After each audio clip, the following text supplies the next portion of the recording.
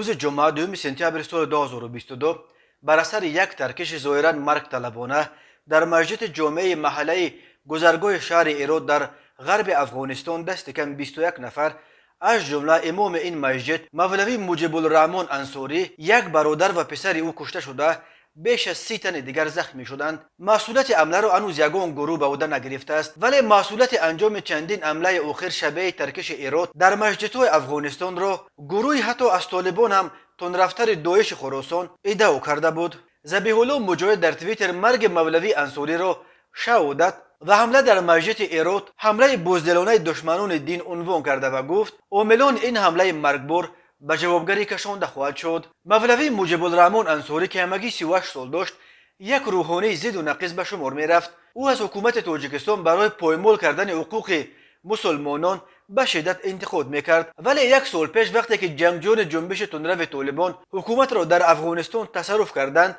مولوی انصاری با وجود آن که از تاجیکان ایرود بود در کنار طالبان کنار گرفت و از آنها با حرارت پشتیبانی و حمایت میکرد. یک ماه پیش از مولوی انصاری فتوای مجلس شورای علمای افغانستان را قرائت کرد که در آن وکیلان این انجمن به معیار و احکام شریعت جوابگو بودن حکومت طالبان را تایید کرده، مبارزه به ضد حکومت طالبان را برعکس همچون عمل ضد دین و دیانت محکوم میکرد. وقتی ماه آگوست سال 2021 جنگجویان طالبان هرات را به دست آوردند و اسماعیل خان فرمانده مشهور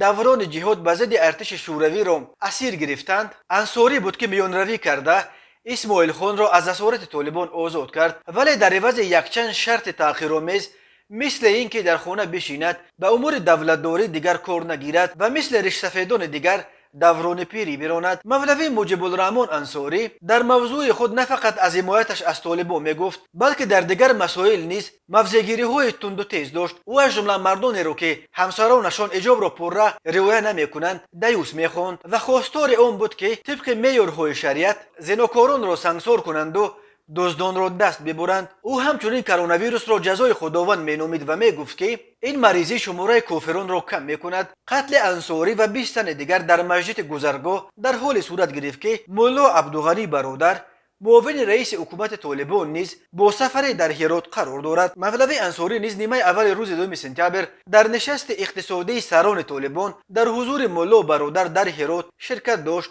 ولی نزدیکی های پیشین این مجلس را ترک گفت تا به نماز جمعه در مسجد گذرگاه که امامت این مسجد را او به دوش داشت برسد.